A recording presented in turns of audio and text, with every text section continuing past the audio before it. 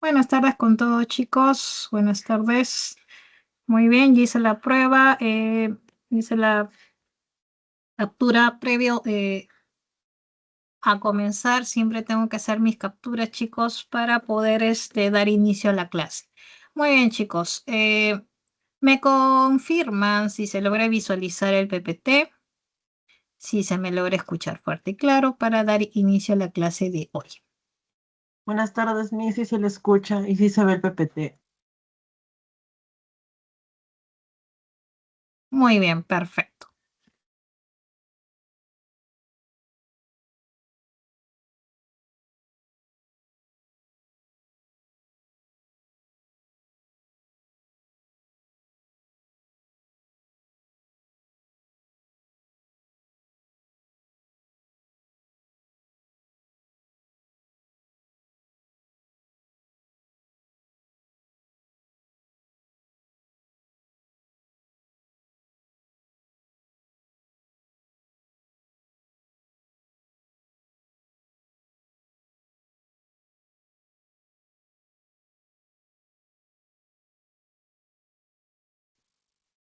Muy bien, chicos. Esta semana número 3 corresponde desarrollar dos temas importantes, ¿no? De los cuales están programados para esta semana.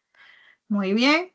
Estos puntos que vamos a ver el día de hoy corresponde, por un lado, hablar de la teoría celular y por otro lado vamos a hablar de la célula procariota. Muy bien. Con respecto a la teoría celular, es importante que sepamos que la teoría, como bien recordaremos clases anteriores, que hace una teoría, a diferencia de una ley. A ver, chicos, aquí sí te pido participar a través del chat. Muy bien. ¿Qué hace una teoría?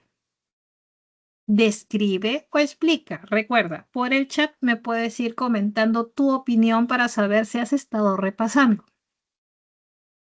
¿Hay diferencia entre teoría y ley? Pues tú me tienes que ir escribiendo sí, que hace una teoría y que hacía una ley.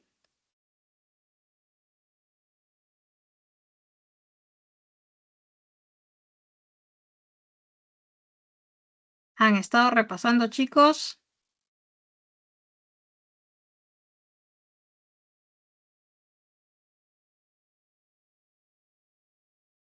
¿Cuál es la diferencia?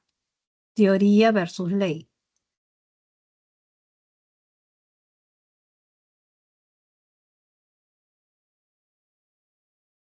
Nadie. Una teoría explica, mientras que una ley describe. Eso te enfaticé, ¿te acuerdas? Ajá, en la clase que correspondía, ¿no? Cuando hablamos del método científico y todo ello, ¿no? Las etapas y finalmente te dije, ¿no? ¿Cuál era la diferencia entre una teoría y una ley? ¿No? Eso yo te enfaticé muchas veces. Eso lo abordamos en la primera clase, claro. Entonces, eso hace una teoría. Explica un fenómeno de la naturaleza. Y sucede que con la teoría celular, ¿no? Es donde se indica, pues, de que la célula viene a ser la unidad fundamental de todo ser vivo, ¿no? Bueno, también menciona justamente de que las células compartían, ¿no? La misma composición química, etcétera, etcétera. Y para ello, pues, se presentaron postulados. Entre los postulados más relevantes, el primero data del año 1839, donde se junta un botánico y un zoólogo, y adivina qué dijeron.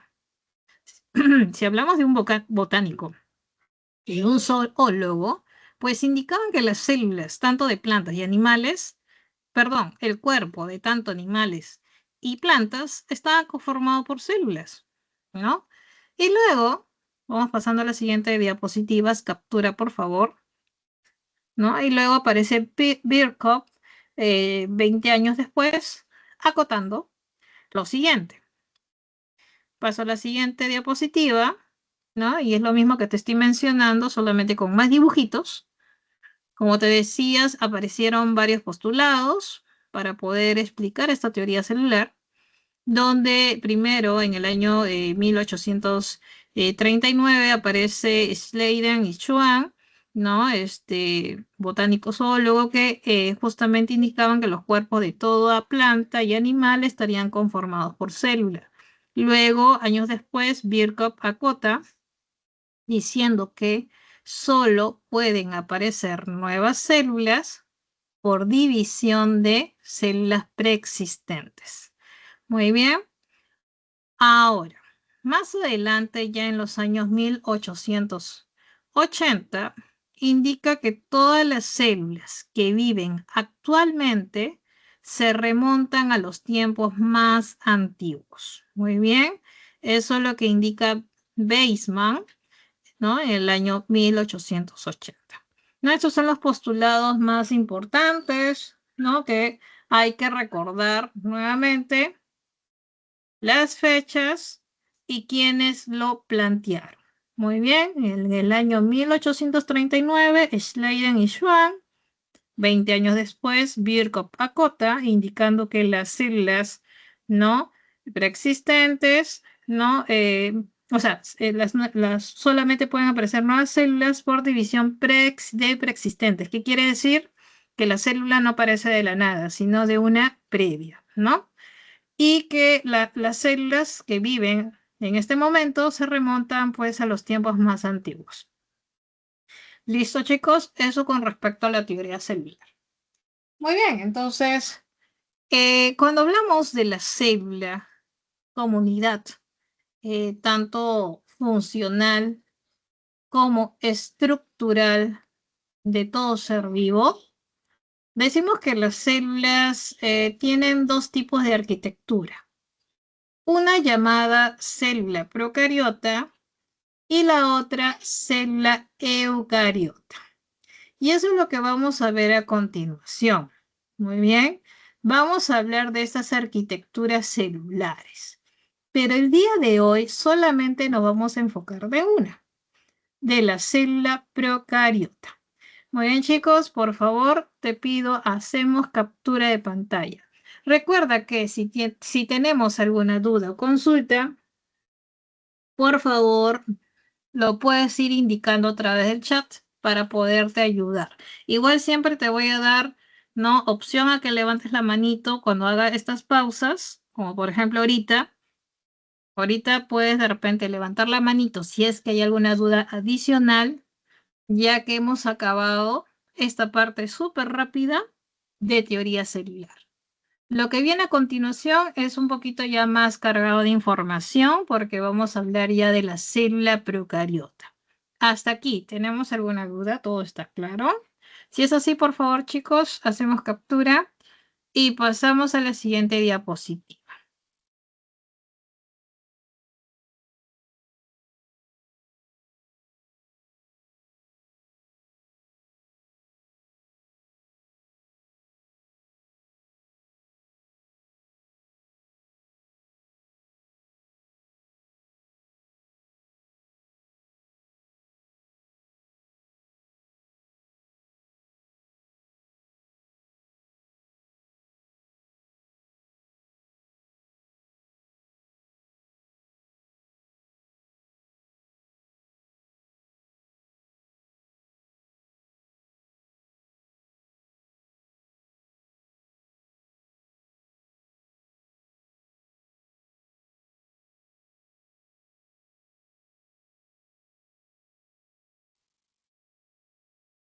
Y como te indicaba, esos dos tipos de arquitectura celular corresponden a la célula tanto procariota como a la célula eucariota.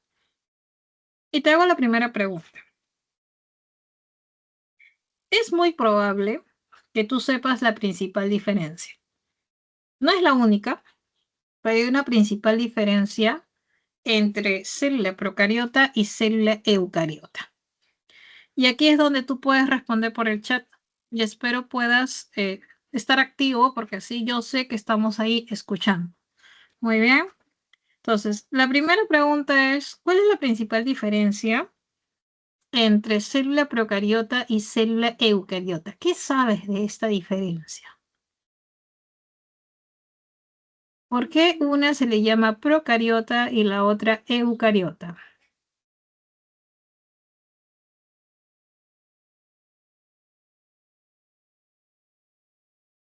Ajá, por ahí. Muy bien. Claro, ¿no? Y la mayoría sabe esta principal diferencia. No es la única, pero es la principal diferencia. Entonces, esta principal diferencia, como bien lo han indicado tus compañeros en el chat, muy bien.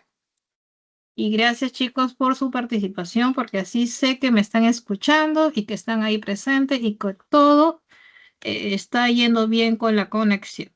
Muy bien, entonces te decía, ¿no? Una célula procariota, procarión, indica pues de que esta célula va a carecer de membrana nuclear. Esto es lo mismo decir que no tiene núcleo. No tiene núcleo. Muy bien, perfecto. Vamos por acá. En cambio, una eucariota, esta sí presenta membrana nuclear, que es lo mismo decir, presenta un núcleo. Un núcleo, muchas veces dicen un núcleo verdadero, ¿no? Entonces presenta núcleo. Muy bien. Entonces, em, antiguamente, ¿no? En los años 1850 y algo, más o menos aproximadamente alrededor de ese tiempo, se manejaba lo que era la clasificación, ¿no? En base a reinos, ¿no? Si yo te pregunto, por ejemplo, es una clasificación bastante antigua, donde a los seres vivos se les clasificaba por 5 reinos. Te pregunto, ¿cuáles son esos 5 reinos del famoso Whittaker? La clasificación de Whittaker. Es una clasificación que se ha mantenido pues hasta antes de los 90 y que en muchos textos todavía hace referencia a estos 5 reinos. ¿Cuáles son estos 5 reinos? ¿Alguien sabe? Lo puede indicar por el chat. A ver, te voy dando una ayuda. Uno de ellos es Monera. ¿Qué otro reino conoce? Son 5. Ujú, Fungi. Perfecto. Protista. Muy bien. ¿Cuál más? Y ahí viene facilito, ¿no? Plantae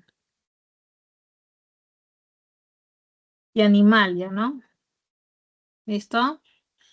Ahí están los 5 reinos que datan de los años 1800 y algo, establecido por Whittaker, ¿no?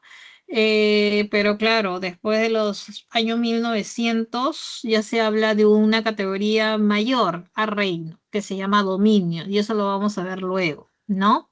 Pero de acuerdo a la clasificación de Whittaker, son 5 reinos, y estos reinos son pues el reino Monera, el reino Fungi, Protista, Plantae y Animalia.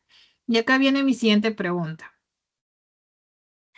¿No? Te decía en la primera pregunta que la principal diferencia entre procariota y eucariota era a nivel de que si tenía o no núcleo. Y te digo que es la principal diferencia, porque hay otras diferencias, como por ejemplo, puedo también decir que los eucariotas presentan organelas, ¿no? Presentan organelas. En cambio, los procariontes carecen de organelas. ¿no? Por mencionar otra diferencia. Ahora, también quisiera me puedas indicar, ¿no? Una tercera pregunta que te voy a hacer es, ¿qué individuos de qué reinos estarían en el grupo de los procariontes? ¿Individuos de qué reinos se encuentra en el grupo de los procariontes? O sea, en los procariontes encontramos a los animales, a las plantas, a los protistas, a los hongos, o sea, a los fungis y a los moneras. ¿A quiénes encontramos en este grupo de los procariontes? Aquí.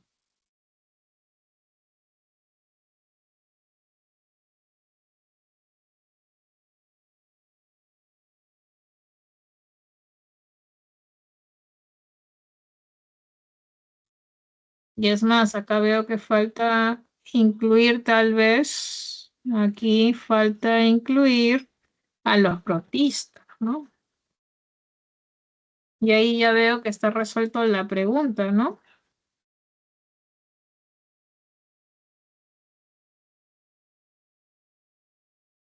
Entonces ahí ya respondí a la pregunta. Entonces, como por ahí Sergio, ¿no? Menciona, pues cuando hablamos de procariontes, es lo mismo decir a los integrantes del reino monera, ¿no? Los integrantes del reino monera. Muy bien. Entonces, acá vamos a poner, ¿no? Tenemos acá los integrantes del reino monera. Muy bien. Entonces, quiere decir que los demás, esto es hongos del reino fungi, protistas, plantas y animales, todos ellos van a presentar células con núcleo. Muy bien. Todos estos individuos van a presentar células con núcleo. En cambio aquí vamos a encontrar dentro de los procariontes, si hablamos del reino monera, estamos hablando entonces, por lo tanto, de los procariontes están las bacterias. Muy bien, claro. Ahorita te voy a enseñar que a su vez las bacterias se subclasifican, pero hablar de procariontes es hablar de bacterias. Por esta razón es que la clase a continuación, como vamos a hablar de la célula procariota, es lo mismo decir, vamos a hablar de las bacterias. Muy bien. Entonces, eso solamente quería pues puntualizar, chicos, que el día de hoy vamos a hablar de este gran grupo, los procariontes, y al hablar de procariontes, vamos a hablar de bacterias. Vamos a hablar de sus diferentes estructuras, vamos a hablar de su nutrición, vamos a hablar de su clasificación, vamos a hablar de muchos aspectos referentes a la bacteria. Muy bien, chicos, eso quería precisar antes de hablar de ellas. Perfecto, chicos. Ahora sí, por favor, si es que no hay consultas hasta este punto, ¿tenemos alguna duda? Puedes levantar la manito si crees conveniente. Igual recuerda que tienes siempre la opción de colocar tus dudas en el chat por si de repente te da un poco de vergüenza activar audio. Entonces, si todo está claro, por favor, hacemos captura de pantalla para pasar a la siguiente diapositiva.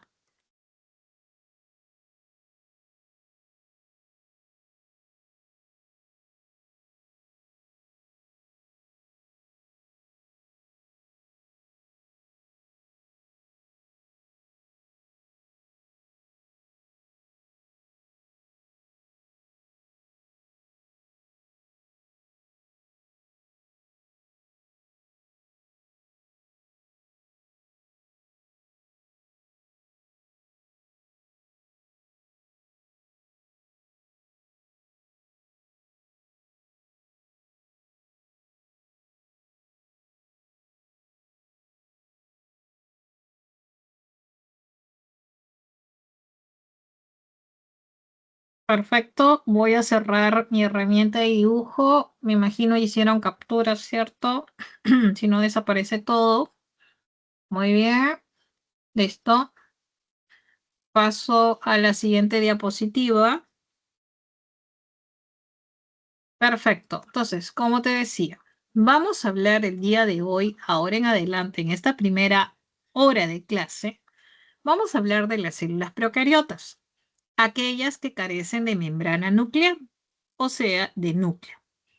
Muy bien, y al hablar de células procariotas es hablar de las bacterias. Por eso que a continuación vamos a hablar de todo aspecto relacionado a ellas, como es, por ejemplo, qué formas tienen las bacterias o cómo se agrupan las bacterias. Muy bien, entonces primero en cuanto a la forma, las bacterias pueden tener una forma redondeada. Esta forma se llama coco. Ahora, quiero precisarte antes que me olvide que hay diferencia entre forma y agrupación. Hay que tener cuidado con estos términos porque puede ser pregunta de examen. Cuando hablamos de forma, obviamente da a entender, ¿no? Acerca de que si esta forma es redondeada o si tiene una forma tipo bastón, es bacilo, ¿no? O si tiene una forma en tirabuzón, esto es como el sacacorchos, tiene una forma espiralada, por decirlo así. Esas son formas. Muy bien. En cambio, agrupación es cómo se encuentran agrupados, y de dos, de tres, de cuatro, bueno, ¿no? En este caso generalmente es de a dos, de cuatro, etcétera, etcétera, ¿no? Por ejemplo, podemos encontrar una agrupación llamado, no sé, diplococo, o podemos encontrar la tétrada, o podemos encontrar el estreptococo, o el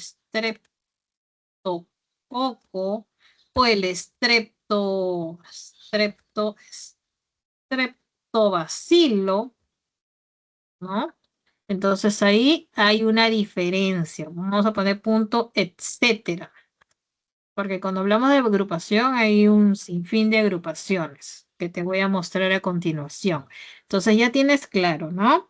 Una cosa es la forma y otra cosa es la agrupación.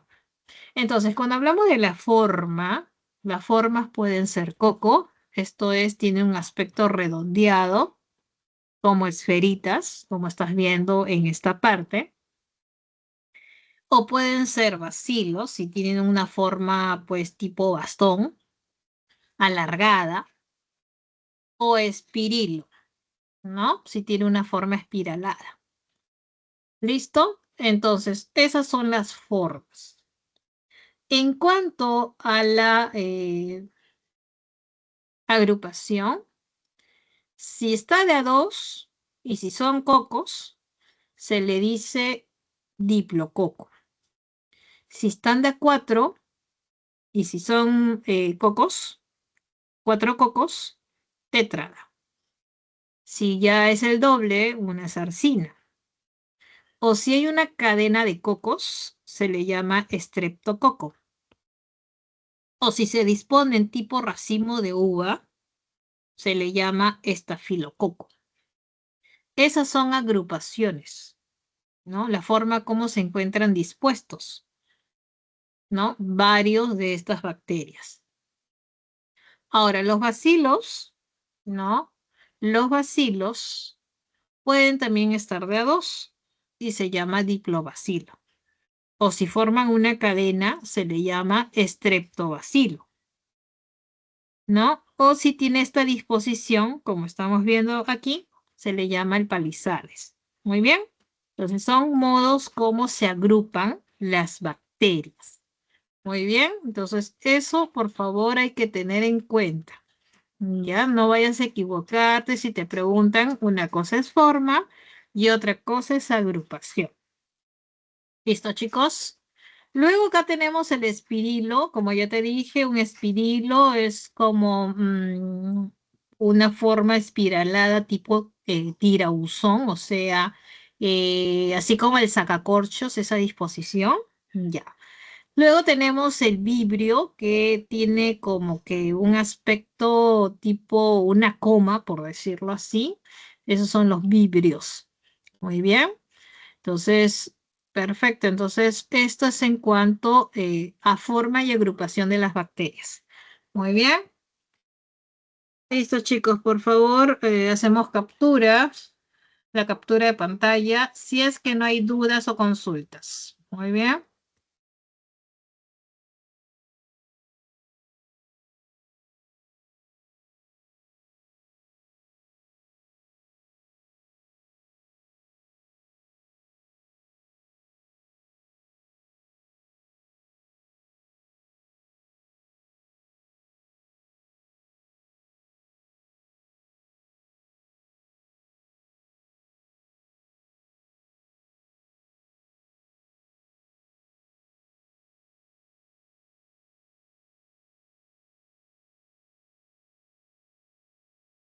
Muy bien, ahora vamos a la parte de estructura.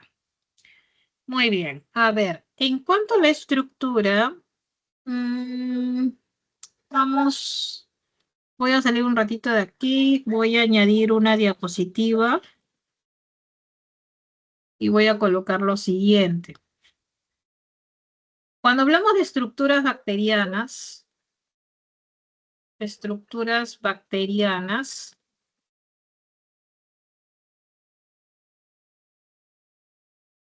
vamos a decir que las estructuras bacterianas pueden ser constantes y pueden ser variables. Muy bien. ¿A qué se refiere? Se refiere a lo siguiente. Muy bien. Cuando hablamos de estructuras bacterianas constantes, se entiende que son estructuras que siempre van a estar presentes en las bacterias, como es, por ejemplo, podemos decir la pared celular, es una de ellas, la pared celular. También podemos mencionar, entre otra estructura constante que pueda presentar una bacteria, es la membrana celular. Muy bien. También podemos mencionar el citosol. Y una región donde podemos encontrar, una región del citosol, donde encontramos al material genético, el ADN bacteriano. Esa región recibe el nombre de nucleoide. Muy bien.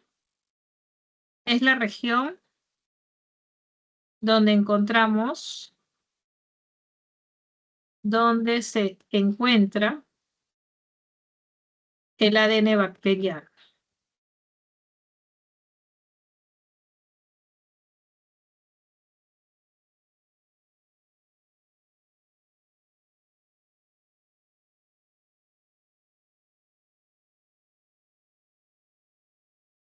Muy bien. Entonces, eso es para que lo tengas en cuenta. ¿Listo? Esas son las regiones constantes que la mayoría de bacterias presentan. Entre las regiones o estructuras variables, podemos mencionar, por ejemplo, a la cápsula.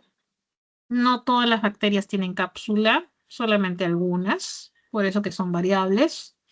Luego tenemos a los flagelos. Los flagelos, tú pensarás que toda bacteria presenta flagelo, no es así. Algunas bacterias la presentan. Otra estructura variable es el pili, o también conocido como fimbrias. Muy bien, luego te voy a contar de qué trata cada una, no te preocupes, solamente quiero que tengas claro las estructuras bacterianas de las que vamos a hablar a continuación y que las podemos agrupar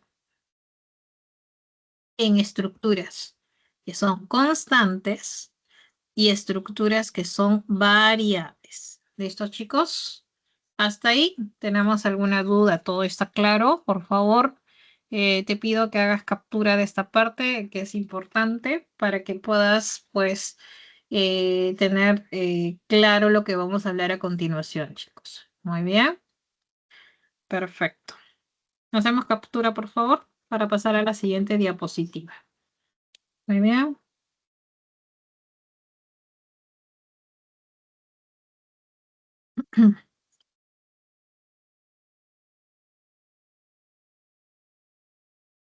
Muy bien, voy a cerrar entonces.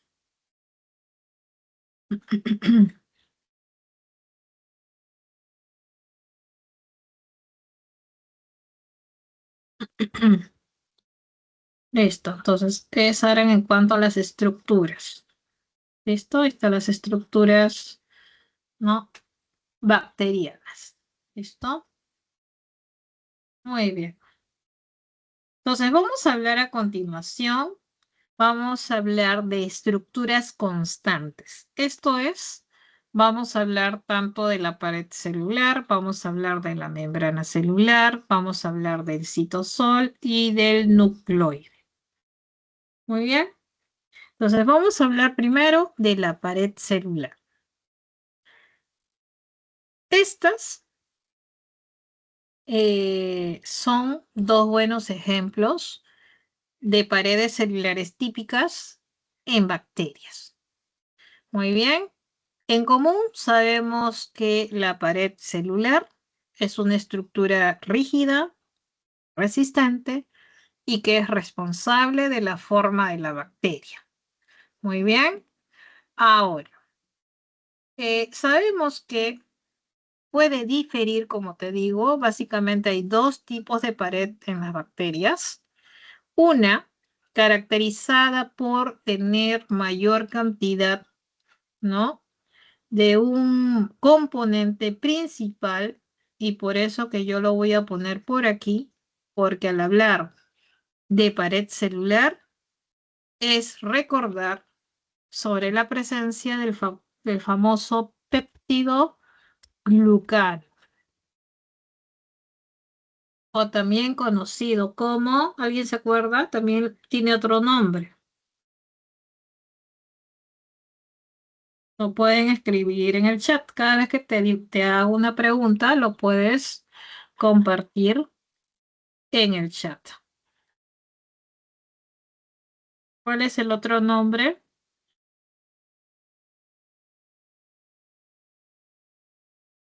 Mureína. Muy bien, muchas veces se le dice como mureína, ¿no? Entonces, este péptido, o a veces también le dicen peptidoglicano o peptidoglucano, ¿no? Este peptidoglicano o glucano es un polímero complejo que va a proporcionar lo que es estructura, protección a la bacteria, como te he comentado, que es el papel principal de la pared celular. Y gracias a este componente es que la pared celular cumple este papel. Entonces, este péptido glucano está formado por cadenas de azúcares que van a estar entrelazadas, obviamente, también en este caso va a haber también un componente de cadenas de péptidos, ¿no? Es bastante complejo este péptido glucano. Entonces, si te percatas en la imagen, en una gram positiva, ¿no? En una bacteria llamada gram positiva, el péptido glucano es mayor con respecto a una gran negativa, donde el péptido glucano es de menor grosor, por decirlo así. Recuerda que por arriba de la membrana plasmática es que vamos a encontrar a esta pared celular. Recuerda que la membrana plasmática está aquí y por aquí arriba vamos a encontrar a lo que es pues la pared celular. Todo esto es la pared celular, en este caso de una gran positiva, y esta es la pared celular de una gran negativa. Y ahora te darás cuenta por qué le dicen gram positiva o gram negativa. Se le dice gram positiva a aquellas bacterias que van a presentar mayor cantidad de peptidoglucano. ¿Por qué? Porque este peptidoglucano va a tener afinidad al colorante primario. ¿De qué? De la tinción Gram. Hay una tinción llamada la tinción Gram. Y este colorante primario es de un color como violeta, morado. Muy bien, por eso que las bacterias gram positivas se tiñen de color violeta, violeta azulado más o menos. En cambio, las gram negativas, al tener poco péptido glucano, no cogen bien, no se colorean bien con el colorante gram. Entonces, por esa razón, pierden rápidamente este colorante primario. Y como la tinción gram eh, consiste en una serie de batería de químicos, en un momento se decolora. Entonces, para contrarrestar, se usa un colorante de contraste, que es de color fucsia, ¿no? Y es por eso que las gram negativas van a ser de color fucsia, ya que durante la tinción gram, al no coger bien o fijar bien el colorante primario, se decoloran y para poder ubicarlas y contrarrestar y de alguna manera ver la presencia de estas al microscopio, es que se tienen que teñir con este colorante fucsina. Muy bien, y se tornan fucsias, ¿no?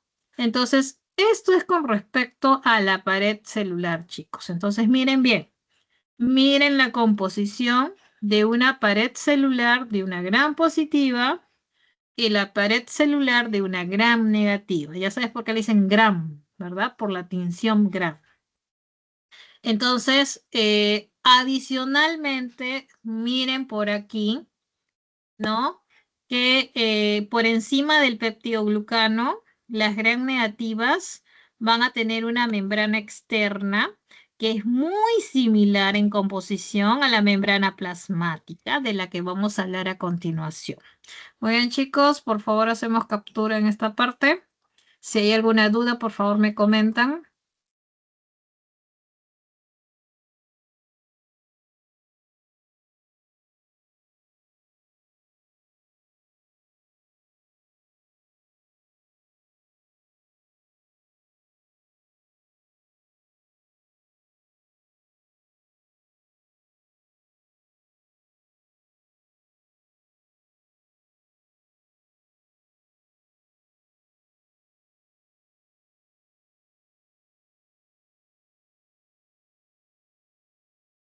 Muy bien, hicimos captura, ¿cierto? Voy a cerrar a continuación y pasar a la siguiente diapositiva.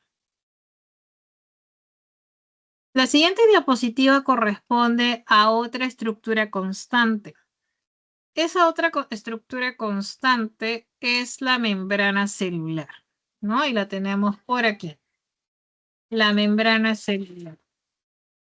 La membrana celular, como viste en la imagen anterior, tiene una estructura típica, ¿no? Una estructura de bicapa lipídica, ¿no? Donde va a estar o vamos a encontrar, vamos a ver un poquito más grande. A ver, voy a cerrar aquí un ratito. Voy a salir de acá. Me voy a llevar esta imagen porque me interesa. La voy a poner un poco más grande para que lo podamos visualizar. Ahí está. Y listo.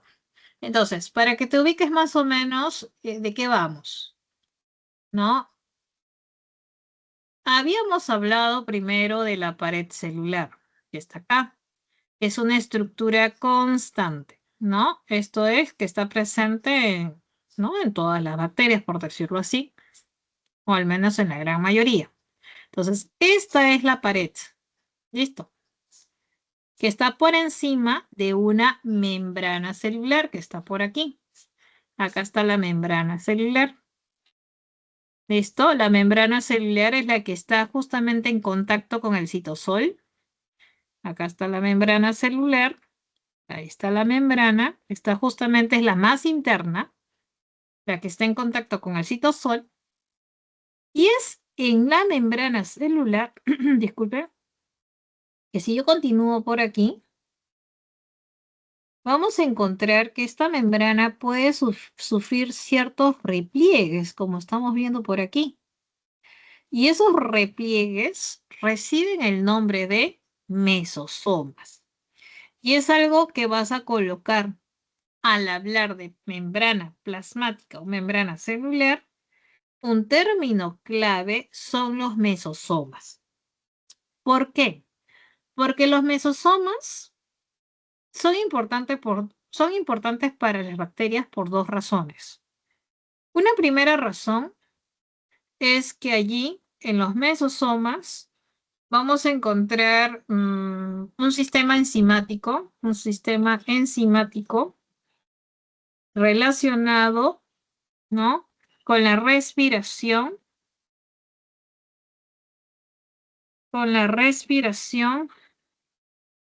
de las bacterias.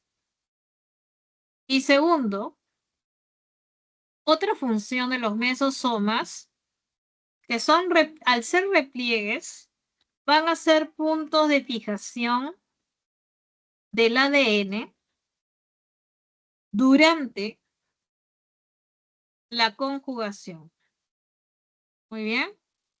Y tú dirás, profesora, no entiendo esta parte. ¿A qué se refiere con punto de fijación durante la conjugación? No te preocupes, lo vamos a explicar en breve. Solamente hasta aquí acuérdate.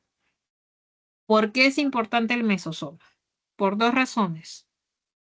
Allí hay enzimas relacionadas con la respiración de una bacteria, que también vamos a ver en breve qué tipo de respiración tiene. Y porque allí, disculpen, los mesosomas van a ser puntos de unión o puntos de fijación del ADN durante la conjugación. Muy bien. Listo, chicos. Por favor, hacemos captura.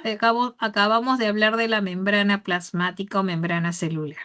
Hasta aquí alguna duda, no se olviden, pueden levantar manito o escribir en el chat si hay consultas o dudas o algo no ha quedado claro.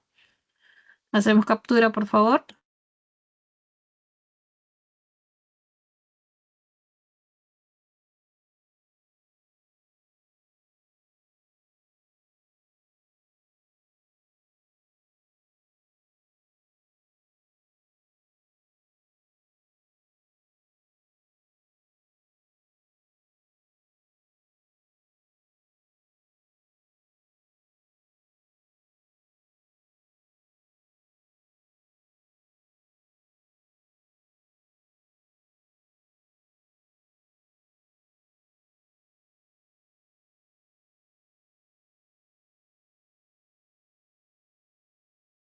Algo adicional que vale la pena mencionar, chicos, es que también a partir de la membrana celular, se origina lo que es el flagelo.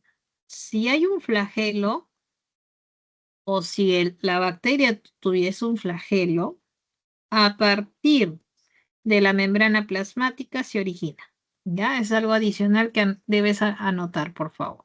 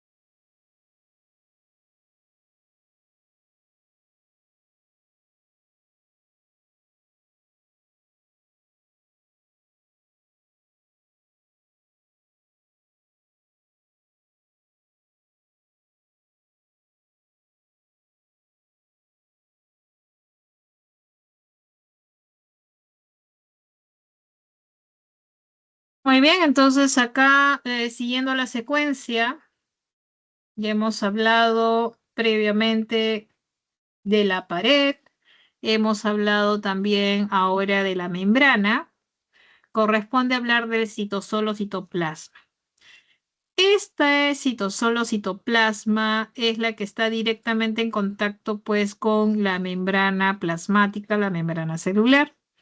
Es todo esto que te estoy marcando a continuación de un color amarillo que te estoy pintando por aquí, de repente logras ver. Listo, ese es el citosol. Listo, lo estás viendo, lo estoy pintando de amarillo, igual en la figura, tú lo estás viendo de un color tipo, ¿no? Amarillo, naranja, claro, de repente. Y que yo lo estoy volviendo a pintar, no sé si logras ver, ¿no? Entonces, este es el citosol o citoplasma, que va a contener agua, va a contener proteínas, va a contener glúcidos, lípidos, iones. Muy bien. Eh, Inclusive podemos encontrar a los famosos ribosomas. Muy bien, y recuerda que el ribosoma, por si acaso, si alguno de repente piensa que es una organela, no es una organela. Los ribosomas son complejos supramoleculares. A ver, por acá lo voy a anotar. Los ribosomas son complejos supramoleculares involucrados con la síntesis de proteínas, por si acaso.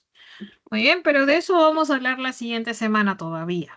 Solamente quiero de alguna manera aclarar esta parte. Entonces ya sabemos que en el citoplasma, citosol, encontramos agua, proteínas, glúcidos, lípidos, o sea, macromoléculas, en este caso proteínas, glúcidos, lípidos, que son macromoléculas.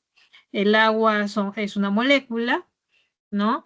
Entonces, son componentes que le ayudan a la bacteria para justamente realizar cualquier actividad importante para su existencia. Muy bien. Y también, como estructura también constante presente en las bacterias, es la región del citoplasma donde se encuentra el ADN. Esa región del citoplasma, eh, que te lo voy a marcar por aquí de verde, no sé si los logras ver, ¿verdad? Estoy marcándolo en verde, lo estás viendo, ¿listo? Esa región recibe el nombre de nucleoide. Muy bien. Nucleoide es la región del citoplasma donde encontramos al ADN bacteriano, que es un ADN circular. Además, debo añadir que este ADN también, aparte de ser circular, es un ADN desnudo, que significa que está libre de proteínas, por si acaso, libre de proteínas.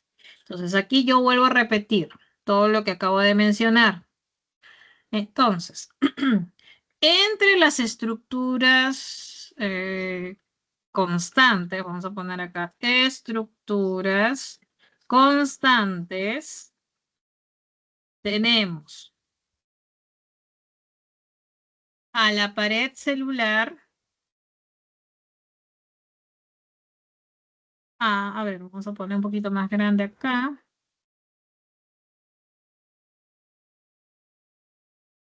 Pared celular, ¿no?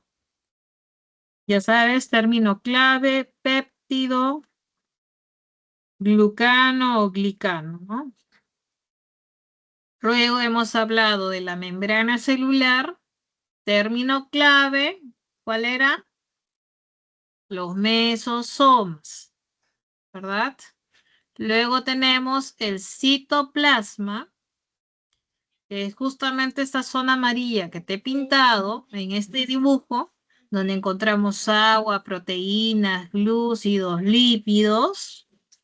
Recuerda que tanto las proteínas, glúcidos y lípidos eran principios inmediatos, son macromoléculas. Muy bien. Y el agua es una molécula, ¿no? Y aparte también hay iones, hay inclusiones y sobre todo ribosomas. Recuerda que los ribosomas no son organelas, son complejos supramoleculares que están involucrados con la síntesis de proteínas.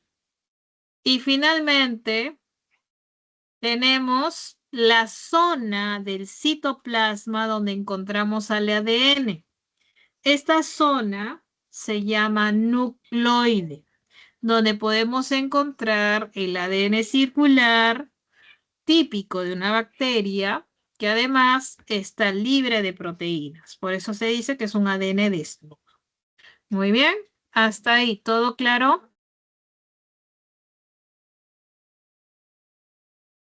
Sí, me es todo claro.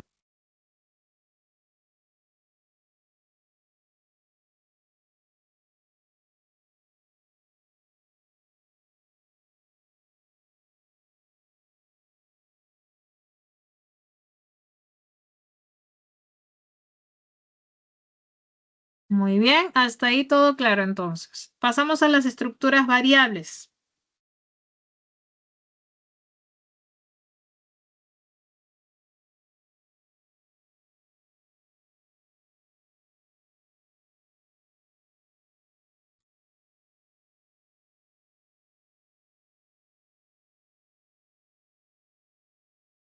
Como te dije, las estructuras variables son estructuras que no toda bacteria lo presenta. Quiere decir que solamente algunas bacterias presentarán estas estructuras que te voy a listar a continuación. Comenzamos con la cápsula bacteriana, que va a ser una capa externa, lo tenemos por aquí, lo estamos viendo, ¿no? Esta cápsula es, a ver, lo voy a pintar de color verde para que te des cuenta de qué estamos hablando. Lo estamos viendo, ¿no? Esta cápsula está por arriba, por encima de la pared celular, ¿no? Es una capa externa gelatinosa, está constituida por polisacáridos, proteínas que van a rodear a estas bacterias, no a todas, solamente algunas. Y puede actuar como un factor de virulencia, o sea que la protege a la bacteria de que sea fagocitada por parte del sistema inmune. También le puede conferir cierta resistencia a la desecación, ¿no? También le puede ayudar en ciertas oportunidades a protegerse contra toxinas o algunos virus bacterianos, ¿no? Entonces, o sea, en algunas bacterias, esta cápsula más bien le ayuda a mejorar la capacidad de causar una enfermedad, ¿ya? Entonces, es esta la cápsula. ¿Listo? Esta de aquí. Como te repito, es una estructura variable que no toda bacteria lo va a presentar. ¿Listo? La siguiente estructura variable, repito, son estructuras variables, viene a ser el flagelo. Muy bien. El flagelo, como te das cuenta, es un apéndice. No está presente en todas las bacterias. Y si la presentase, los flagelos pueden de alguna manera, pues, ser importantes para el desplazamiento mediante un movimiento ondulante, ¿no? Y este flagelo puede estar dispuesto de esta manera. Y esto es lo que te sugiero que te aprendas, ¿no? Esta clasificación de la disposición de los flagelos, que les ayuda a la locomoción. Si está en un solo lado y es único, se le llama monotrica. Si es un penacho que se encuentra a un lado, en un solo polo se le dice lofotrica. Son varios flagelos en un solo polo. Pero si está a ambos polos, o ambos lados, se le llama anfitrica. Y si está rodeando a toda la bacteria, ¿no? Se le llama peritrica. Es una disposición, una clasificación a la hora de justamente, pues, clasificarlas de acuerdo a la disposición de flagelos. Muy bien, chicos. Entonces vamos hablando de dos estructuras variables. Continuamos en la siguiente diapositiva. Hacemos captura, por favor.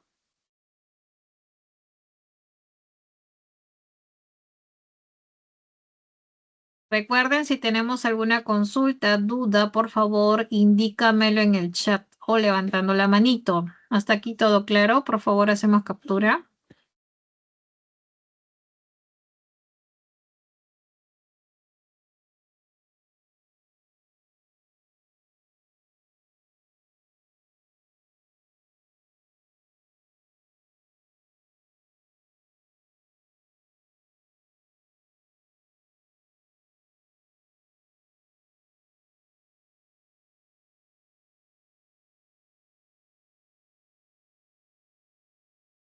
Muy bien, continuando con las estructuras variables, seguimos. Tenemos ahora el pili o fimbrias. El pili o fimbrias son estructuras tipo apéndices, ¿no? Que se disponen, por ejemplo, en este caso, alrededor de la bacteria, ¿no? En el caso de las fimbrias, como estamos viendo a continuación, y cuyo papel, ¿no? Estaría relacionado con la adhesión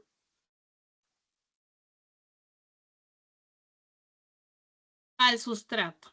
O sea, le permite a tener mejor agarre a una superficie.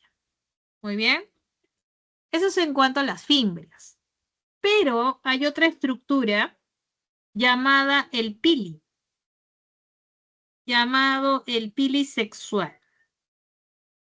Este pili sexual, como te das cuenta, se establece entre dos bacterias, entre la bacteria A y la bacteria B. Muy bien. Estableciéndose algo muy similar a un puente, por lo que se llama el puente conjugativo, porque esto se da durante la conjugación. Muy bien, que te voy a explicar más adelante. Muy bien, ese es el famoso pilisexual.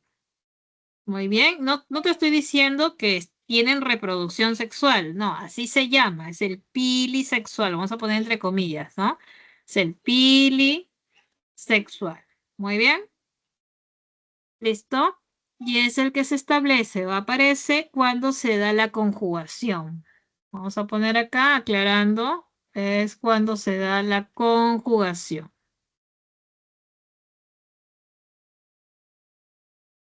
Muy bien, perfecto. Entonces, como te repito, son estructuras variables, aquellas que no todas lo presentan, solamente algunas bacterias. Lo presentan algunas bacterias. ¿Listo? Y continuando, aparte del pili, tenemos también los plásmidos. Los plásmidos son un material genético, es un material genético extracromosómico, cromosómico. ¿Qué significa? Que es un material adicional a su ADN, ¿no? Extracromosómico significa que es adicional a su genoma, ¿no? O ponemos a su ADN genómico. ¿Listo? Ese ADN circular, a su ADN genómico, a su ADN bacteriano, ¿no? Entonces, este es el ADN genómico. Vamos a poner acá para que te ubiques un poco en qué estamos. Este es el ADN genómico, o sea, su genoma. Es un ADN circular, que ya sabemos que es un ADN circular, el ADN bacteriano. Y se le dice que es un material extra, porque es un material adicional, como te dije, ¿no? Y acá lo tenemos, los plásmidos, ¿no? Que es un material que está fuera del ADN genómico. Ahora, ¿cuál es el papel del plásmido? Sucede que en estos plásmidos se pueden encontrar genes, se encuentran genes, genes de resistencia. Resistencia. Puede ser genes de resistencia a antibióticos o genes de resistencia a metales pesados, por ejemplo, entre otros, ¿no? ¿Listo? O sea, estos plásmidos le dan información adicional a la bacteria. Muy bien. Y finalmente las esporas. Las esporas son cuerpos metabólicamente inertes. ¿Qué significa todo esto? Significa que en algún momento, cuando la bacteria detecta que de alguna manera las condiciones, sea de nutrición o alimentación o condiciones ambientales, son perjudiciales para ella y que de alguna manera se ve comprometida su existencia, ella rápidamente genera cuerpos metabólicamente inertes llamadas esporas. De esa manera, estas esporas son bastante resistentes a cualquier agente físico o químico, ¿no? Entonces, estas esporas son bastante resistentes a cualquier cambio de temperatura, cambio de salinidad, cualquier cambio que de alguna manera pueda comprometer su existencia. Entonces, estas esporas luego, cuando encuentran las condiciones ideales, entre comillas, germinan, por decirlo así, germinan, dando lugar a una nueva bacteria. ¿Listo? Entonces, de esta manera ellas se protegen, asegurando su supervivencia cuando las condiciones externas no son las más favorables. Muy bien, chicos. Hasta aquí hemos hablado, ¿no? De las estructuras variables, como también inicialmente de las estructuras constantes. Muy bien, chicos. Me voy apurando un poco más porque todavía falta la parte de desarrollo de material, así que acelero un poco la parte teórica. Muy bien, hacemos por favor captura.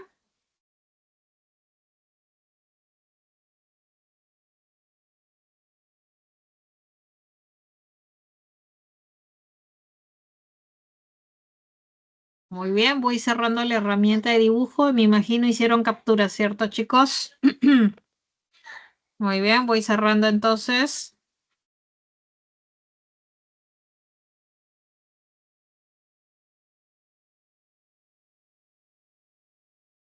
Muy bien.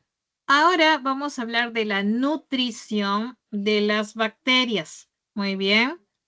Las bacterias pueden, dependiendo de la fuente de carbono y energía, las bacterias se pueden clasificar en lo siguiente. De acuerdo a la fuente de carbono, las bacterias pueden clasificarse en autótrofas y heterótrofas. Esta definición o estos conceptos ya son bastante conocidos por nosotros, ¿cierto? ¿A qué se refiere un organismo autótrofo? Un organismo autótrofo es aquel que elabora por sí mismo sus moléculas orgánicas. Muy bien. Elabora por sí mismo sus moléculas orgánicas. A partir, en este caso, a partir de moléculas inorgánicas. A partir de moléculas, por ejemplo, moléculas simples. Vamos a poner acá, sí, moléculas simples o inorgánicas. Inorgánicas o simples, vamos a poner acá. Muy bien.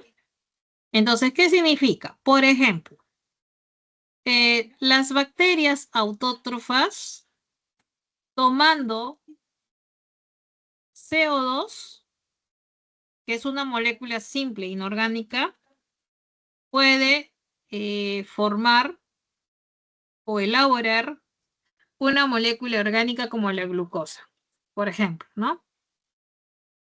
Entonces, eso es en cuanto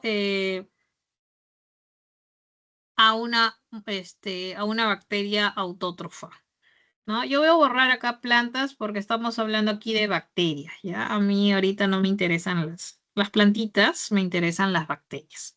Muy bien. Pero claro, tú sabes que un buen ejemplo de autótrofa son las bacterias, pero aquí estamos hablando, el tema de aquí es de bacterias. Muy bien.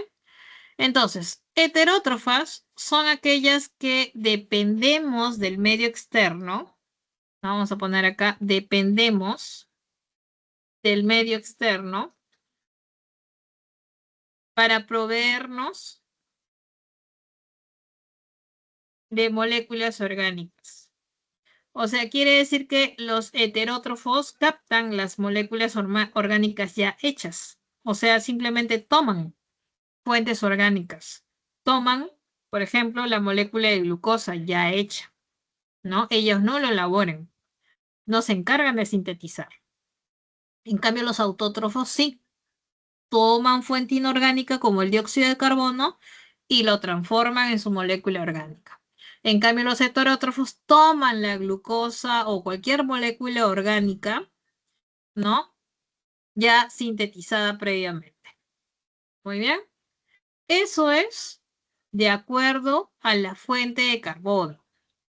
De acuerdo a la fuente de energía es otra clasificación. Quiere decir que vamos a poner acá, hay dos criterios de clasificación.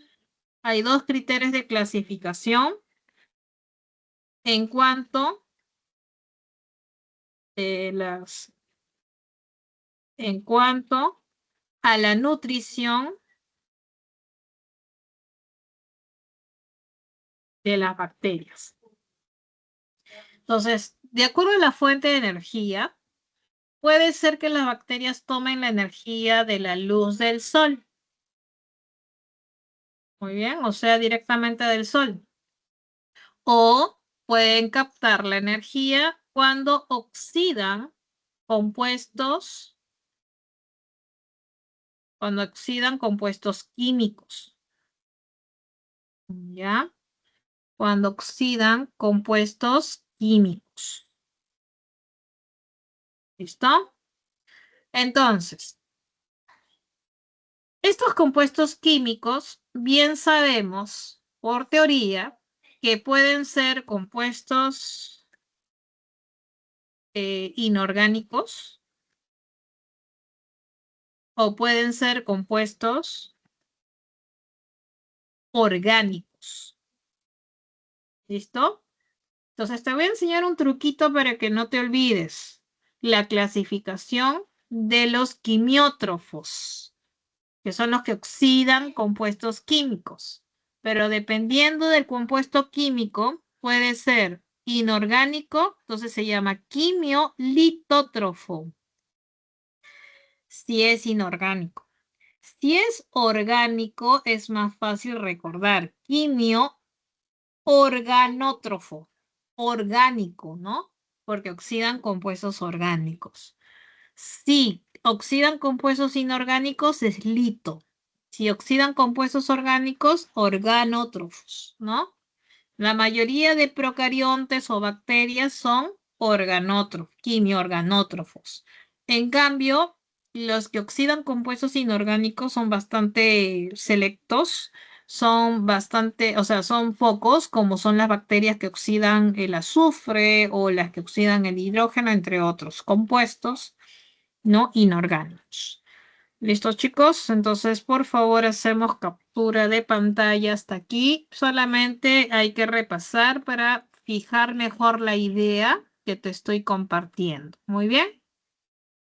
Listo, chicos. Captura, por favor. Me van avisando con dedito hacia arriba para cambiar de diapositiva.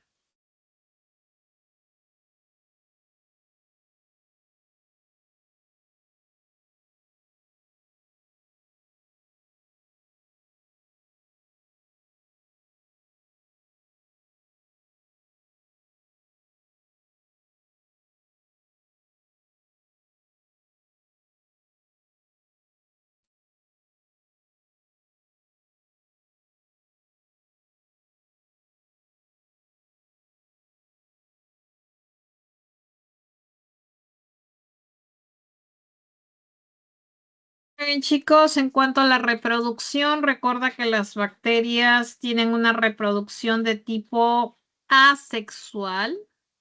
Es una reproducción de tipo asexual, no te olvides. Las bacterias no tienen reproducción sexual, sino una reproducción asexual. Y esa reproducción asexual se denomina bipartición.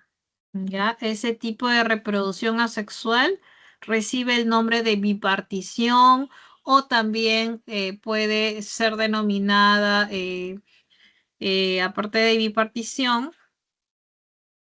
déjame recordar.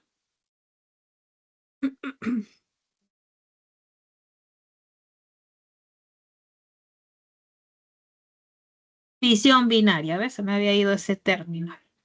Bipartición o fisión binaria.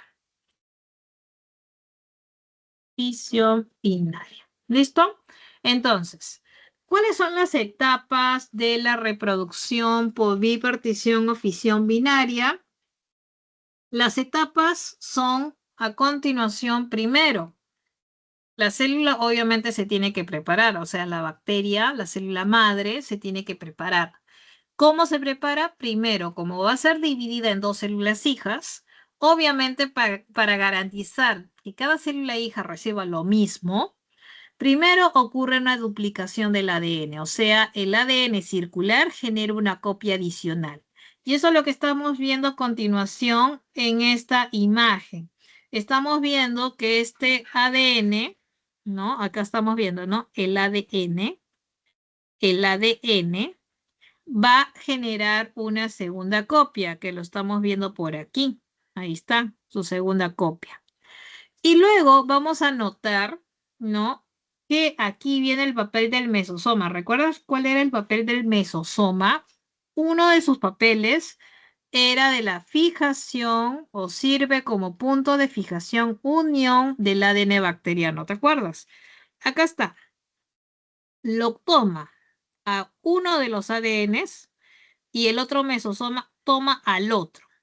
¿Para qué? Para que luego estos mesosomas arrastren al ADN, separen a las dos copias, tanto que luego aparezca este septo o tabique, ¿no? Tienen que separarse de manera que asegure que luego de la formación del septo tabique queden separados estos ADNs y cada célula hija resultante tenga asegurado una copia del ADN y evitar que de repente una célula hija se lleve de las dos copias y la otra célula hija de repente no se lleve nada, ¿no? Hay que asegurar, entonces se llama la correcta segregación, la correcta repartición del ADN bacteriano. Entonces, estas son las etapas que ocurre en una reproducción asexual en bacterias llamada bipartición o fisión binaria. Muy bien. Ahora, si las bacterias no tienen reproducción sexual,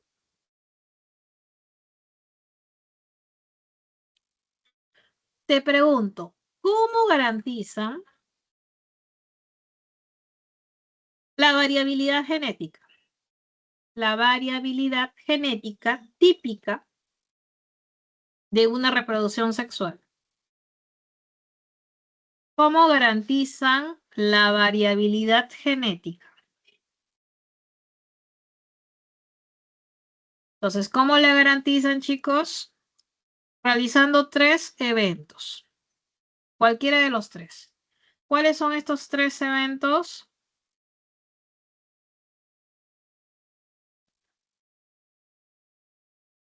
Estos 3 eventos son a continuación, la conjugación, la transformación y la transducción.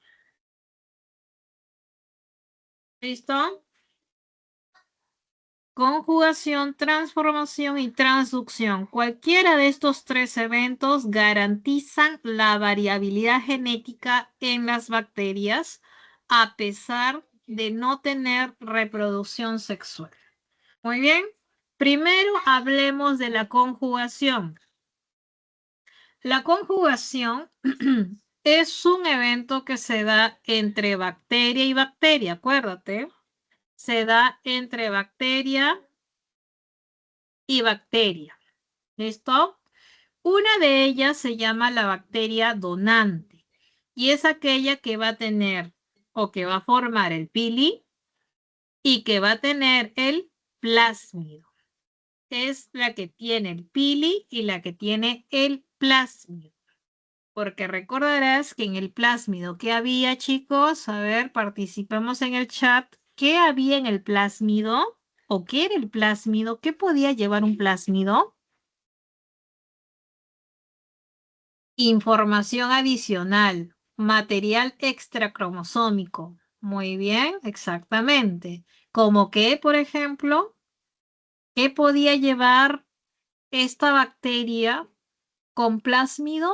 Genes de resistencia, por ejemplo, a antibióticos o metales pesados. Entonces, esta bacteria donante va a querer compartir con otra bacteria esta información que tiene, que ha ganado. Entonces, para eso, esta bacteria donante tiene la capacidad de generar el pili, el famoso pili sexual que ya te había contado, ¿te acuerdas? El pili sexual. Entonces, cuando se establece este pili sexual y el puente conjugativo, esta bacteria donante le cede una copia. Muy bien, ojo, una copia. No es que le va a ceder todo el plásmido, o sea, tal cual, o sea, su plásmido no, una copia. Le cede una copia del plásmido. Muy bien. Para eso, la bacteria receptora va a estar atenta, lo va a recibir y cuando lo reciba se transforma en una nueva donante. Quiere decir, una nueva bacteria capaz de formar un pili sexual y buscar a otra bacteria y cederle esta nueva información. De esta manera, las bacterias ganan variabilidad genética. Recuerda que la conjugación se da entre bacteria y bacteria. Muy bien, chicos. Captura, por favor. Nos apuramos. Nos apuramos un poquito más para poder resolver la separata. Muy bien, chicos. Captura. Me avisan, por favor, con dedito hacia arriba que ya lo lograron.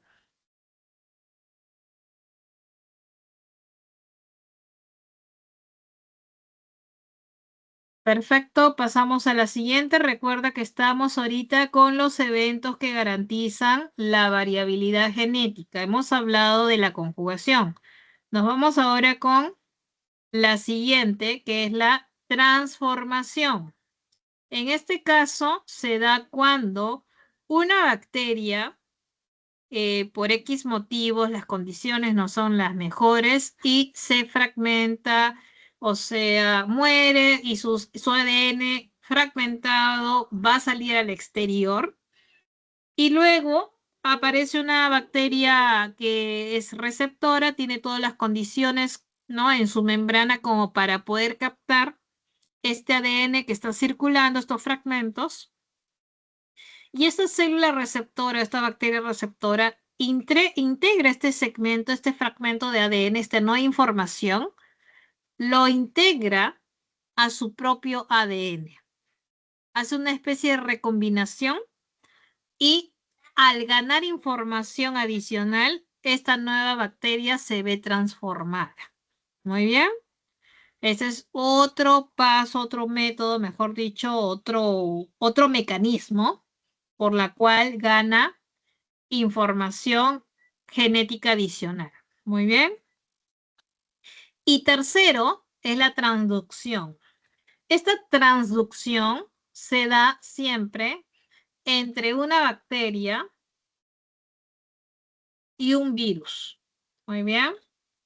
Entonces tenemos acá cuando una bacteria es infectada por un virus, un bacteriófago.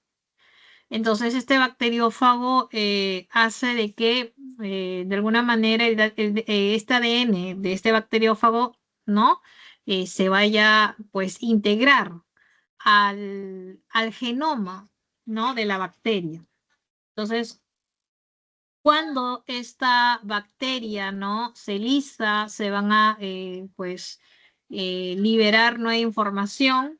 Estos fagos, que también pueden ser liberados, van a infectar una nueva bacteria, ¿no? Y entonces estos fagos, como están siendo liberados y se van a llevar un pedazo de la información de la bacteria anterior, entonces, nuevamente, el genoma del virus va a ser inyectado en esta nueva bacteria.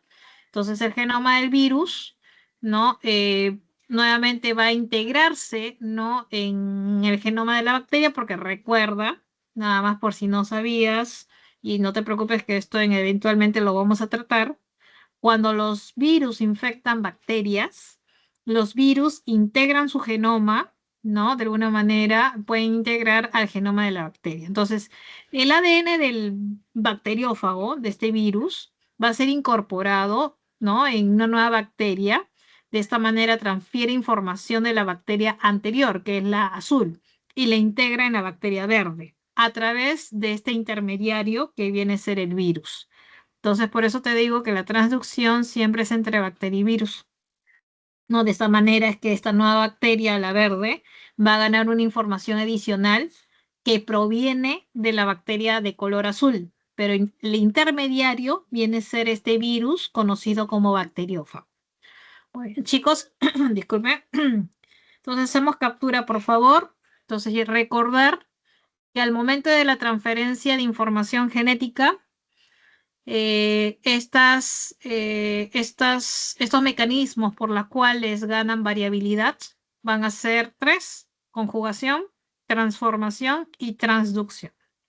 Muy bien, hicieron captura, pasamos a la siguiente entonces.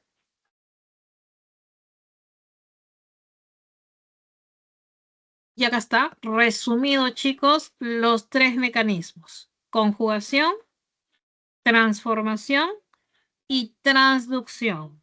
Muy bien, esta información, esta imagen está en tu material, en tu separata, chicos. Muy bien, ya te había mencionado, la conjugación es entre bacteria y bacteria.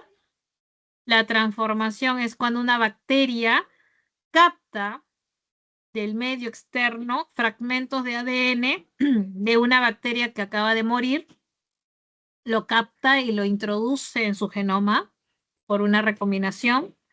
Y la transducción es entre un virus y una bacteria. Muy bien.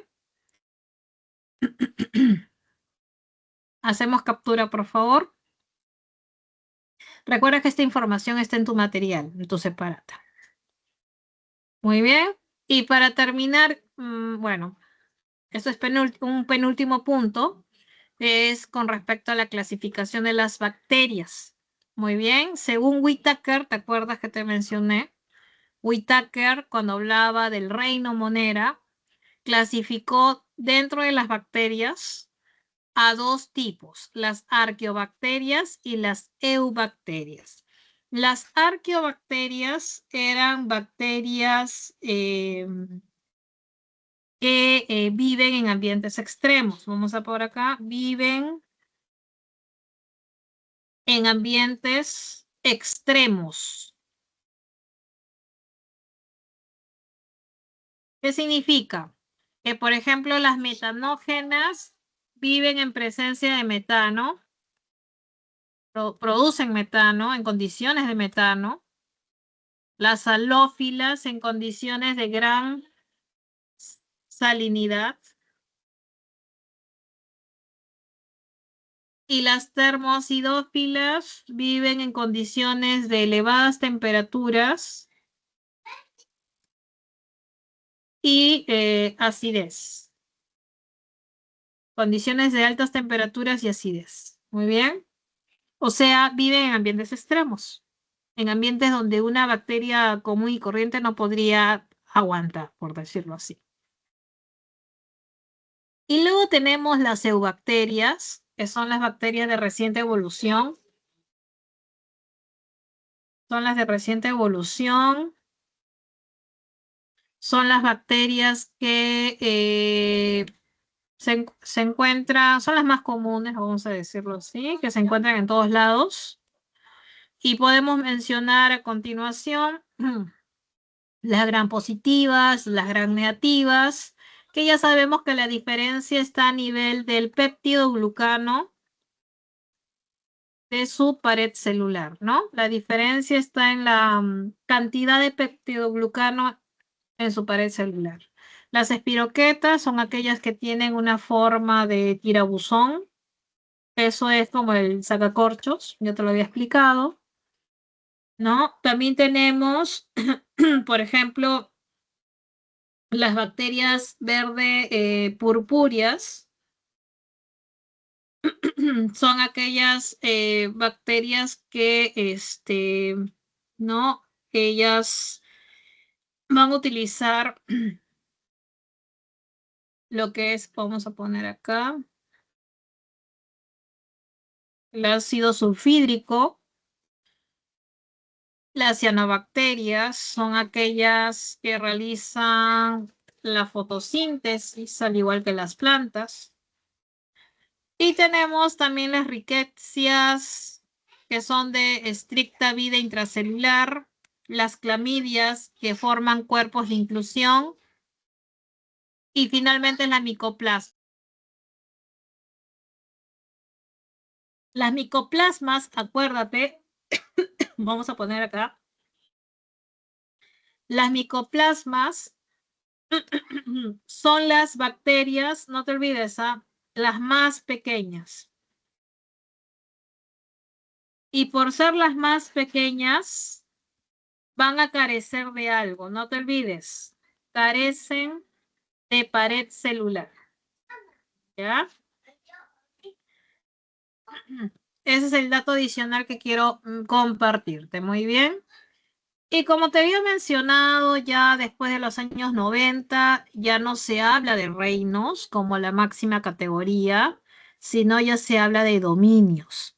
El dominio bacteria, donde están todas las bacterias de reciente evolución. El dominio arquea, donde están todas las arqueobacterias. Y el dominio eucaria, aquí donde vamos a encontrar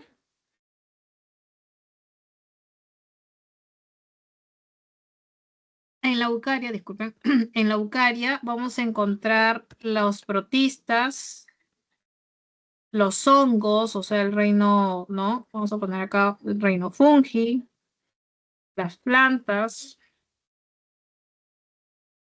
y los animales. Muy bien. Listo, chicos. Entonces, esta es la nueva clasificación, pero que lo vamos a ver todavía más adelante. Bueno, chicos, hacemos captura, por favor.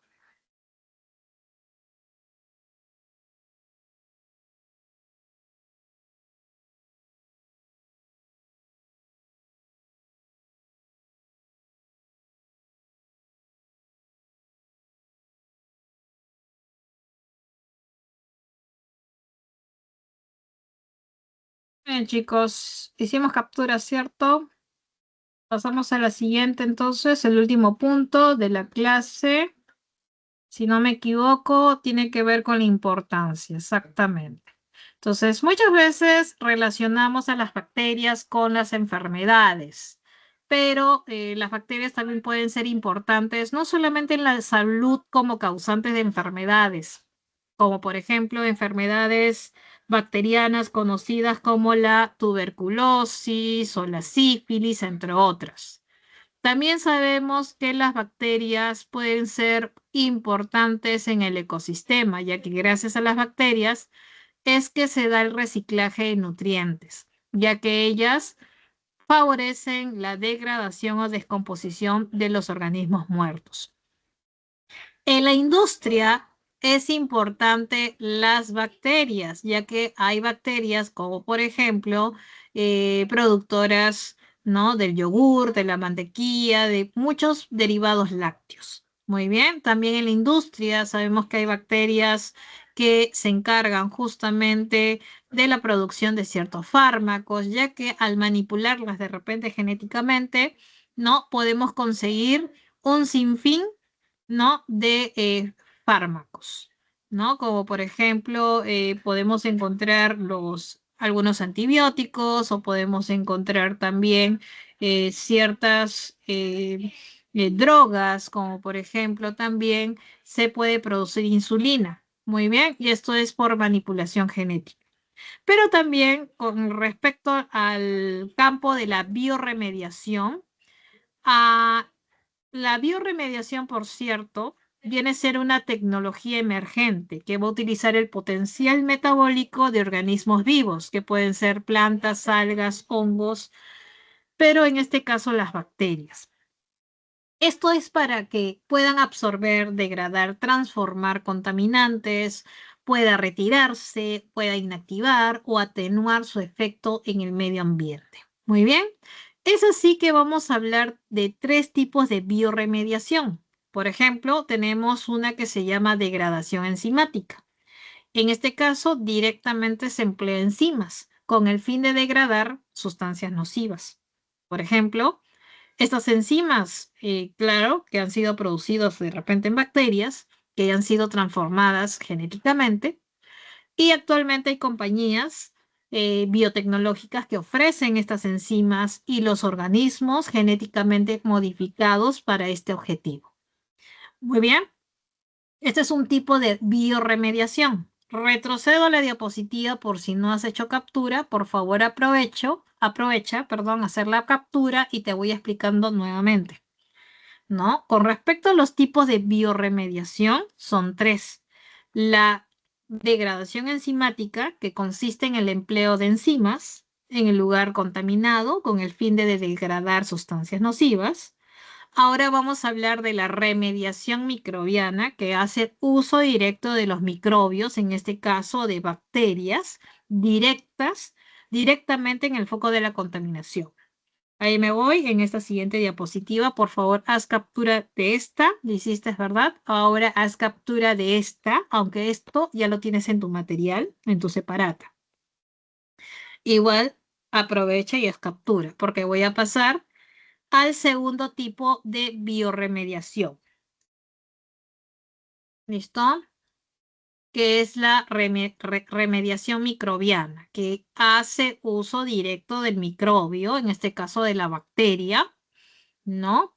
Hay bacterias, por ejemplo, también hongos, que pueden degradar con relativa facilidad, por ejemplo, el petróleo o derivados de este, ¿no?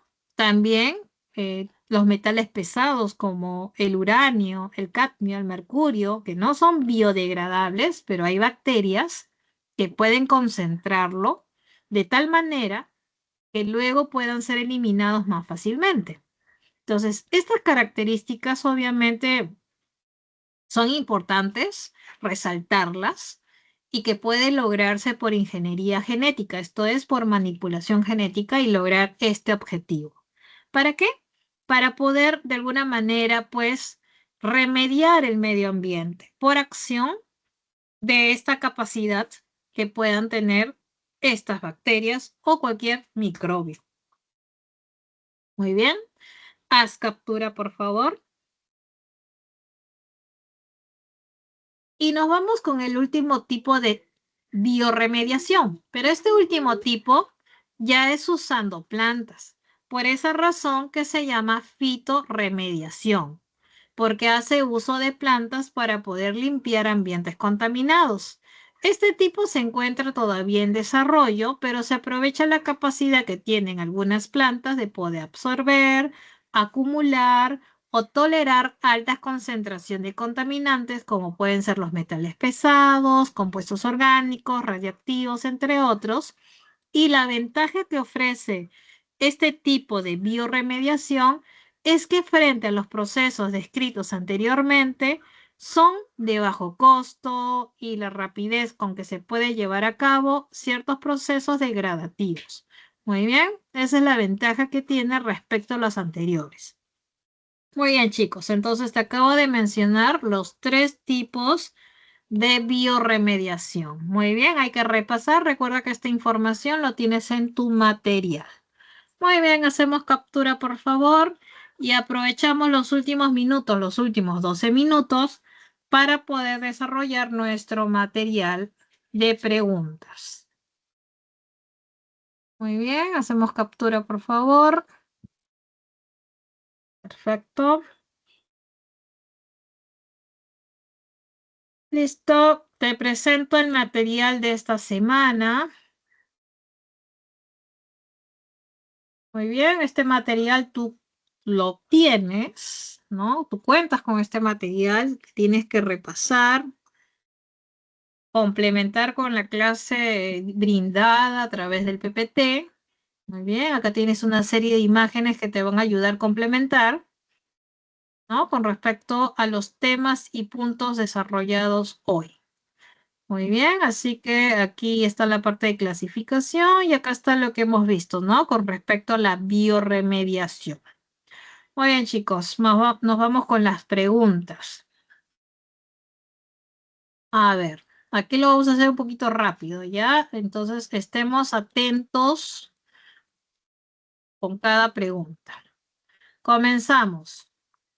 Me dice, al revisar una muestra proveniente de un paciente, se observa que al teñirla con tinción Gram hay la presencia de bacterias abastonadas formando cadenas de color violeta. Muy bien. Entonces, nada más para que te acuerdes. Muy bien. ¿Qué tipo de bacterias se está observando? Entonces, acá los puntos claves son, aparte que son bacterias, claro, son abastonadas, están en cadenas y es de color violeta. Entonces, se está diciendo lo que es forma, agrupación y el tipo de tinción, ¿no? Si fue gram positivo o gram negativo. Entonces, rápidamente, no me demoro aquí, chicos. Imagino que varios han coincidido que aquí la respuesta viene a ser, como es abastonado, es un bacilo. Está en cadena, es un estrepto. Y como es de coloración violeta, es un gran positivo. Por lo tanto, la clave de la 1 está en la E. 1E de nano. Nos vamos con la segunda pregunta. ¿Listo? Nos vamos con la segunda pregunta. Te dice,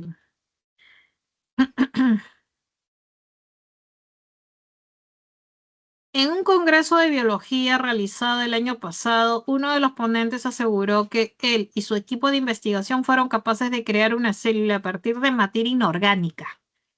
Inmediatamente esto hizo que los asistentes les reclamaran debido a que va en contra de lo dicho por quién. Alguien dijo que solo pueden aparecer nuevas células por división de preexistentes.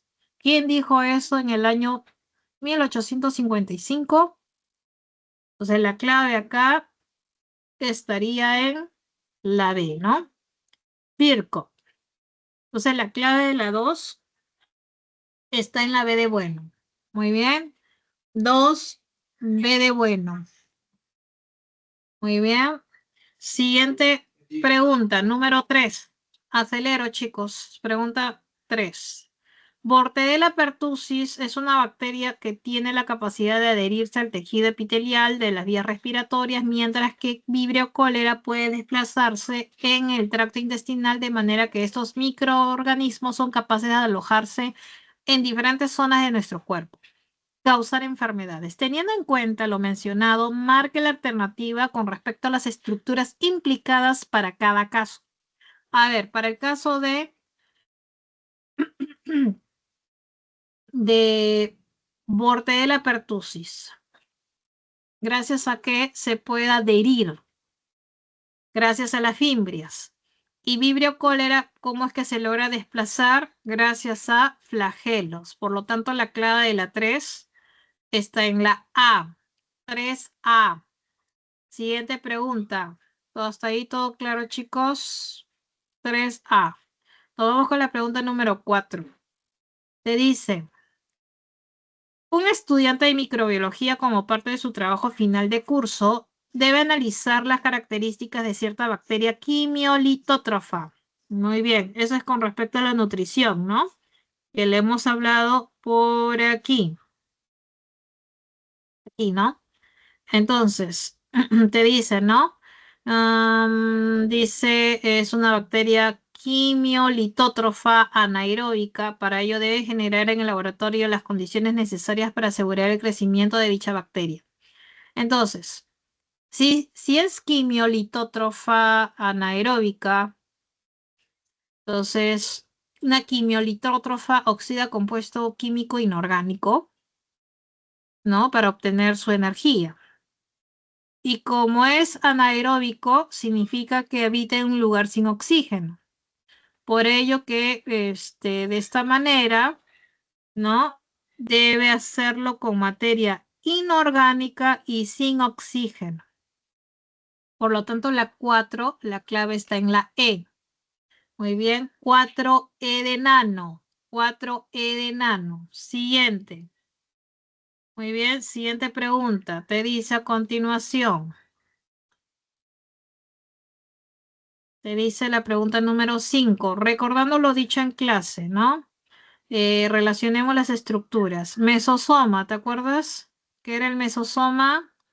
Ahí estaba, ¿no? Punto de fijación, ¿no? Punto de fijación del ADN, pero también tenía que ver con la respiración. Por lo tanto, ¿no? Aquí vamos a poner número 1. ¿Listo? Luego tenemos flagelo, desplazamiento, locomoción, ¿cierto? Luego fimbria, adherencia. Luego cápsula, protección. Por lo tanto, siguiendo esa secuencia, tenemos que la clave es 2431 y por lo tanto la clave está en la C de casa. Muy bien, 5C de casa. Vamos con la siguiente pregunta. 5C, vamos con la 6. Muy bien, vamos con la 6. ¿Listo? La 6, ¿qué te dice? No. Alejandra realizó un cultivo con bacterias que tienen cápsula. Después de unos días observó que las colonias formadas presentaban un aspecto mucoso. Esto se debe porque la composición de la cápsula que presenta es de, ¿te acuerdas que te lo mencioné? Era de polisacáridos, ¿no? La mayoría de las cápsulas bacterianas se componen de polisacáridos de diversa naturaleza. Muy bien, y como te dije, las funciones o la función de las funciones, ¿no? De las cápsulas de la cápsula puede ser diversas, ¿no? Puede servir de barrera de permeabilidad, de evitar desecación, impedir fagocitosis, entre otros.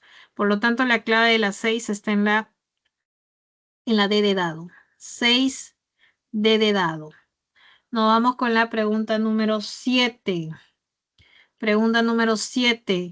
Las salineras de Maras, ubicadas en el departamento de Cusco, constituyen una vasta planicie cubierta por depósitos de sal. Si realizáramos un estudio de los microorganismos presentes en dicha zona, posiblemente encontraríamos a las salineras, o sea, estamos hablando de salinidad. O sea, debe ser una bacteria que viven en condiciones de gran salinidad. Entonces, estas son las halófilas, ¿no? Son aquellas que viven en condiciones de gran salinidad. Muy bien, 7 de dado. Siguiente, 8. Muy bien, la 8 te dice, respecto a la pared celular bacteriana, determine verdadero o falso.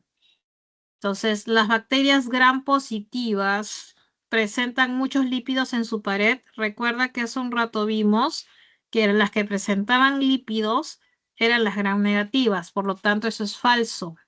Siguiente. A ver, este es falso. Ver, falso. Siguiente, su principal componente es el peptidoglucano verdadero. Carece de lípidos en bacterias gram negativas. No, al contrario, entonces esto es falso. Le da capacidad metabólica a la bacteria. La pared celular no interviene en el metabolismo. Como dijimos, otra es su función, ¿no? Entonces, esto es falso. Por lo tanto, la clave es falso, verdadero, falso, falso. Y eso está en la C. Muy bien, chicos. Dado que quedan 2 minutos, a continuación procedo a dictar las claves. Si de repente en casa o en el momento que tengas libre comienzas a desarrollar conscientemente la separata a partir de la 9 y encuentres alguna duda, no dudes en mencionármelo en la siguiente clase, ¿no? Cualquier duda o consulta respecto a las siguientes preguntas. Listo, chicos, te dicto las claves, entonces por favor anótalas.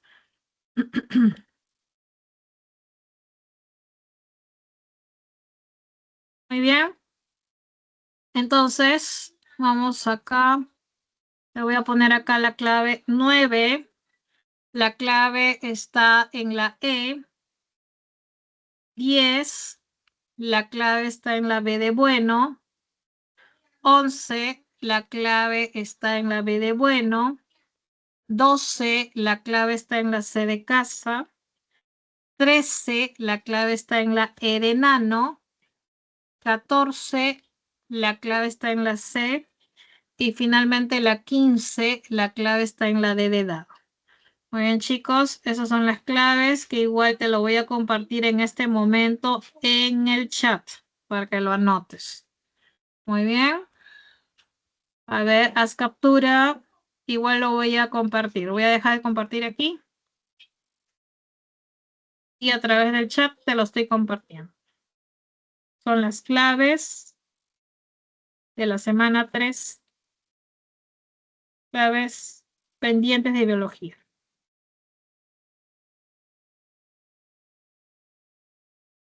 Muy bien, recuerda que si tenemos alguna duda de estas últimas preguntas, me haces llegar la siguiente semana cualquier consulta o duda que tenga.